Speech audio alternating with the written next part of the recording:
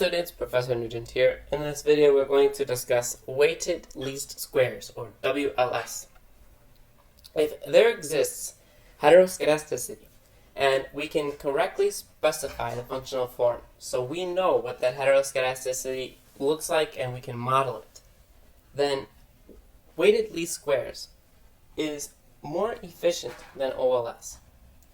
So we're going to see that weighted least squares has smaller variances, smaller standard errors than OLS. The idea behind weighted least squares is to give less weight to an observation with higher variance, whereas OLS gives the same weight. And this is efficient for OLS when the variance is constant over the domain of X. That is, when you have homoscedasticity. But when there exists heteroscedasticity, the equal weighting method is no longer efficient.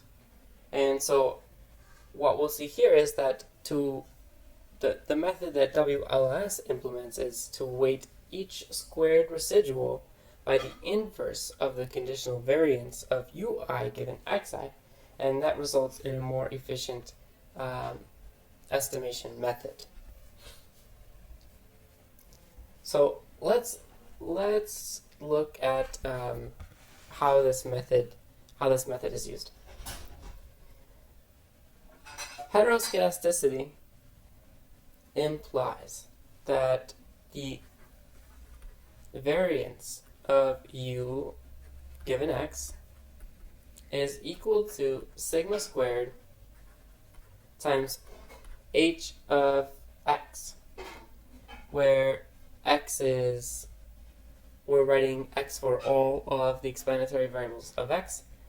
So we're saying that the conditional variance of u given x is the constant sigma squared times this function of x. And this function of x is unknown, and we're going to try to make a claim that we're able to model it.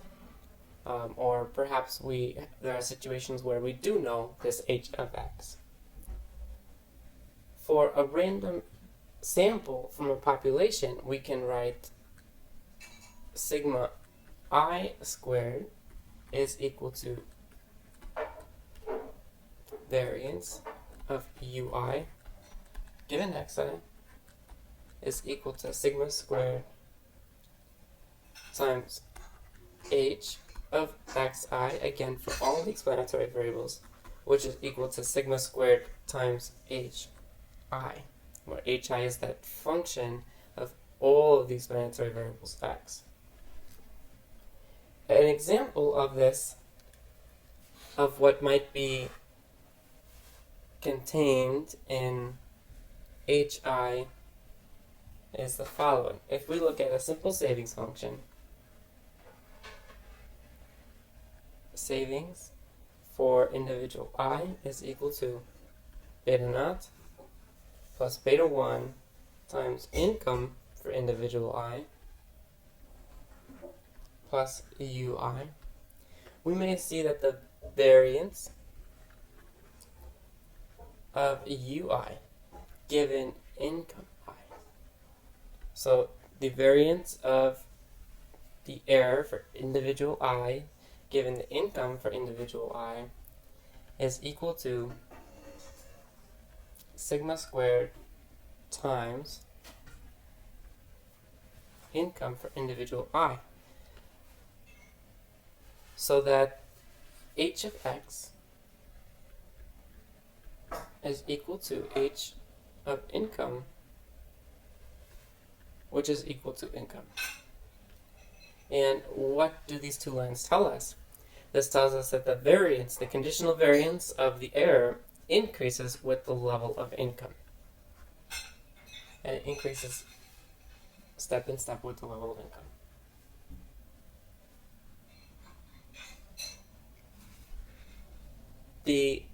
We can write one more thing here about this example. The standard deviation of u given income, ui given income I, this would be equal to the square root of this whole thing, so that that's equal to sigma times the square root of income I. So you'll see that sometimes when we want to work with the standard deviation, we're going to work with the square root of h. So to use this case for a general equation for heteroscedastic errors, where we have yi is equal to beta naught plus beta 1 x1 through beta k xk, and let's use i's. I'm going to track this for individual I. We can transform this into an equation that has homoscedastic errors. So we're saying right now this equation has heteroscedastic errors, and we want to transform this into an equation that has homoscedastic errors. So we should also include ui here. So we're saying ui is heteroscedastic. We want to transform this into something that is homoscedastic. We're going to use our function h, and h is a function of xi, all of the x's,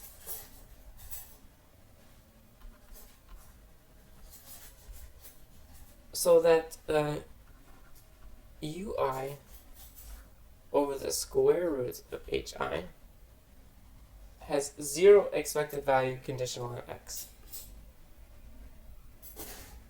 That is expected value of ui over the square root of hi given all of the xi is equal to 0. This implies that the variance of ui over square root of hi given xi, this is equal to the expected value of ui over square root of hi squared. And recall that we treat the x's as fixed and repeated samples, so we then just have e over ui squared over hi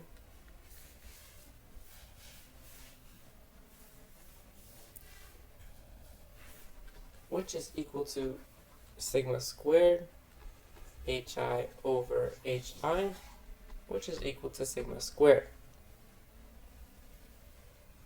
So you can see if we divide through the ui by square root of hi, then the variance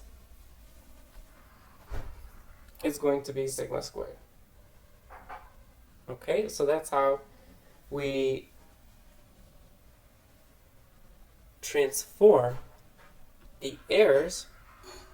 We divide through by the square root of hi, and we get a conditional variance that is constant.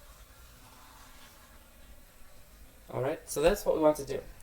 We're going to divide through this regression by square root of hi, so that our conditional variance, the variance of ui over the square root of hi given xi, is sigma squared. So what we're going to then see, if we're dividing the whole regression by square root of hi, we have yi over square root hi, that's equal to beta naught over square root hi plus beta 1 times x1I over square root hi plus all the way through beta k x ki over square root hi plus ui over square root hi. And we can rewrite this as yi star is equal to beta naught times x0 I star plus beta 1 x1 I star all the way through beta k x ki star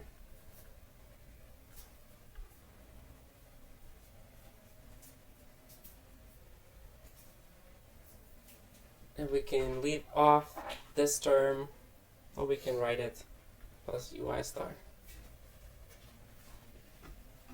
And this x0i, this is 1 over square root hi. So we have transformed the variables, right? This is a transformation that you could do in Stata. You would just divide through these variables by the square root of hi, where in the previous example h was income, so you would divide through the variables by square root of income. The transformed variables may not have useful interpretations, but the WLS procedure will produce coefficient estimates and standard errors that are useful and that can relate to the untransformed regression. If the untransformed regression satisfies multiple linear regression assumptions 1 through 4, then this equation will satisfy MLR 1 through 4 and now 5. Alright, because this term is now going to have a constant conditional variance. If ui is normally distributed, then ui star is also going to be normally distributed, and then you also have MLR 6 to boot. The usual standard errors, t and f statistics, can be obtained from regression using the transformed variables. The estimators are different from OLS. They are GLS estimators, in which this case they are used to count for the heteroscedasticity in the error. Now, the estimators that we get, the GLS estimators, the GLS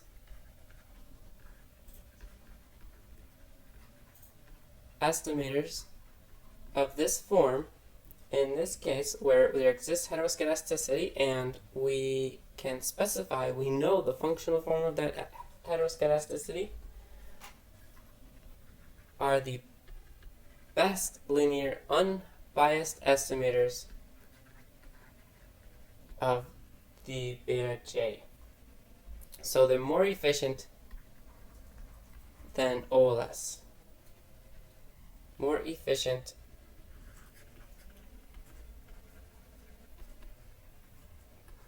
than beta j hat. With and then the great thing is that you interpret the GLS estimators in the same way as you would OLS.